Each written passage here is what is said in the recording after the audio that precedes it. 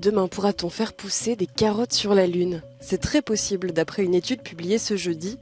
Pour la première fois, des chercheurs américains ont fait pousser des plantes dans des échantillons de terre lunaire. Pour nous, le premier message, c'est « Ouah la vache, c'est possible de faire pousser des plantes sur le sol lunaire ». En dehors de ça, nous avons appris qu'il nous restait des choses à connaître et à améliorer si on veut commencer les cultures. Il y a un an, les chercheurs de l'Université de Floride ont commencé leur plantation. Dans chaque mini-capsule, ils ont placé des graines de cresson dans 1 gramme de sol lunaire, aussi appelé régolithe. Ce même sol récupéré en 1969 lors de la mission Apollo 11 par Neil Armstrong et son équipage.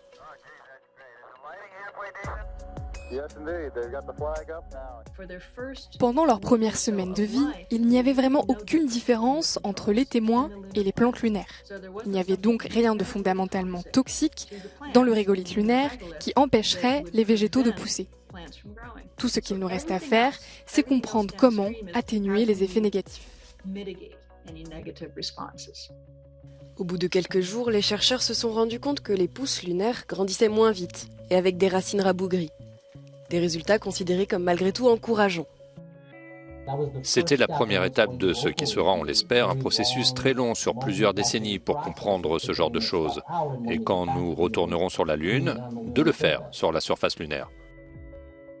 Pouvoir cultiver de la nourriture sur la Lune permettrait d'envisager des missions plus longues et d'alléger ce que doivent embarquer les astronautes avec eux dans les capsules. L'étude tombe à pic pour la NASA, qui se prépare à retourner sur la Lune d'ici les 5 prochaines années, dans le cadre du programme Artemis.